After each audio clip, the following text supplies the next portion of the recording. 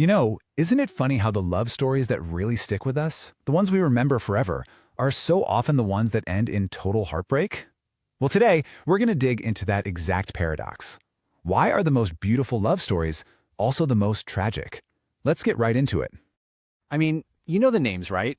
Tristan and Isolde, Radha and Krishna, Romeo and Juliet. Their passion is legendary, but their stories, well, they almost always end in death or separation. So what is it? What is it about a tragic ending that makes a love story so unforgettable? Why do we find ourselves drawn to that heartbreak? Well, the answer might surprise you. It's not that these stories have some kind of flaw. Actually, it's the complete opposite. You see, the tragic ending isn't a bug.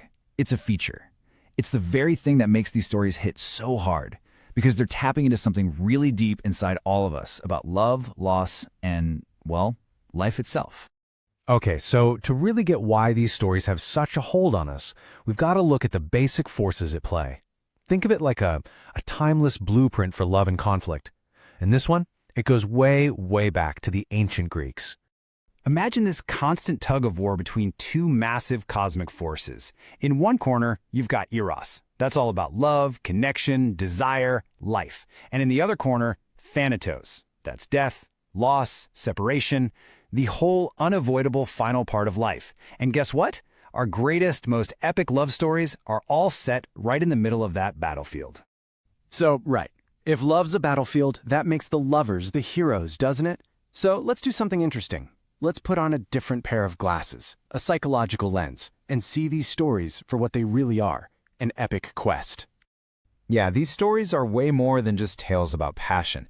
They're basically, as the book The Hero Within puts it, an operating manual for the psyche. They're like a map for our own lives, our own inner journeys, showing us how to handle the biggest things we'll ever face, from that incredible feeling of connection to the absolute gut punch of heartbreak. And what do you find on this map? Well, the major landmarks are called archetypes.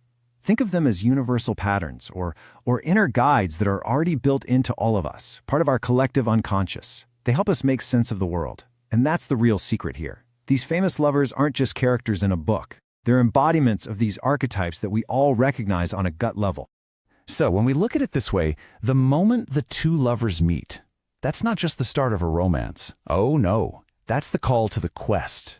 It's that huge, life-altering event that literally pulls them out of their ordinary, everyday lives and throws them onto a path that's going to change absolutely everything.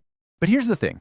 This journey isn't always about finding your happily ever after. Just look at the story of Radha and Krishna. Their love is epic, but they're fated to be separated. Why? Because Krishna has to leave to fulfill his divine purpose, and that completely reframes their story.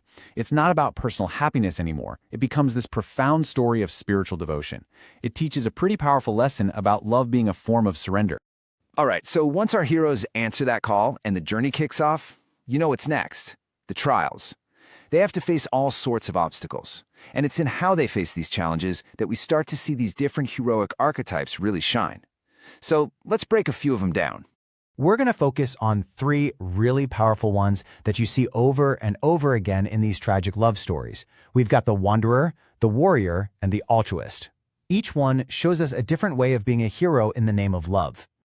First up, the wanderer. This archetype is all about breaking free. These are the lovers who get cast out of society. They're forced to go it alone to figure out who they really are when the whole world they knew is gone. It's a journey into the unknown, a path of real independence and self-discovery. A classic example? Tristan and Isolde. When their secret love gets out, they don't just give up. Nope, they escape into the wilderness, into the forest. They leave everything behind, their status, their home, their entire world. They become total outcasts, with nothing to define them but their love for each other and their fight to survive. Talk about forging a new identity. Okay, next up is the warrior. Now this archetype takes all that passion and turns it into action. Warriors don't run, they fight. They're the ones who stand up to anybody who gets in their way. Disapproving families, a rigid society, you name it. Think about Romeo fighting Tybalt, right? For the warrior, love isn't just a feeling, it's an act of rebellion.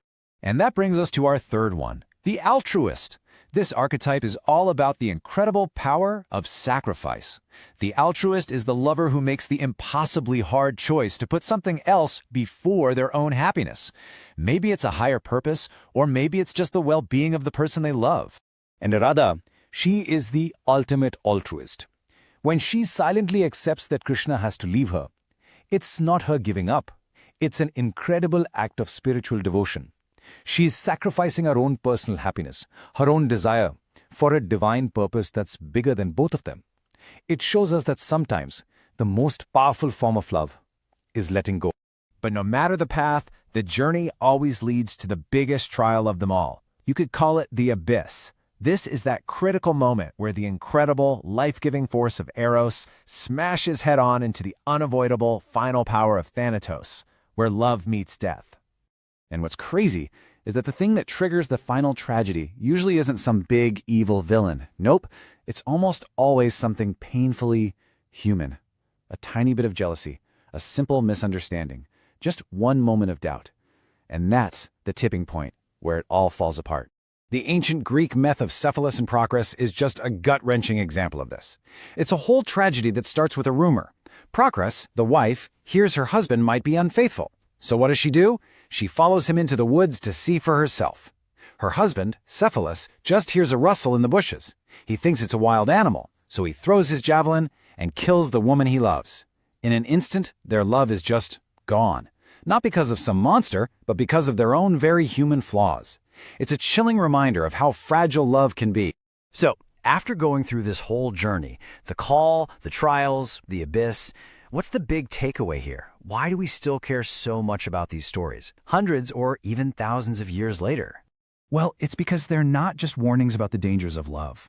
Not at all. Like we talked about, they're those operating manuals for the psyche. They give us the tools, the language to understand our own deepest feelings.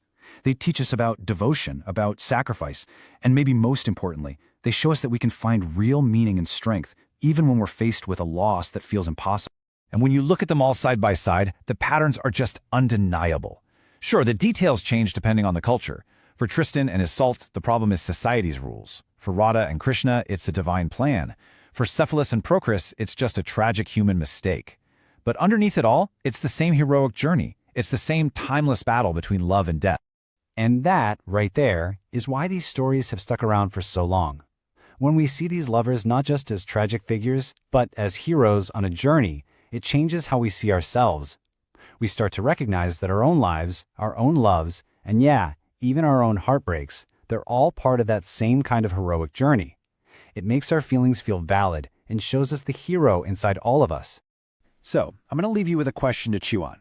If every love story really is a hero's journey, does a tragic ending make that journey any less meaningful than a happy one? Or, and this is the big question, could it be that the heartbreak is what reveals the story's deepest, most powerful truth? Something to think about. Thanks for joining this explainer.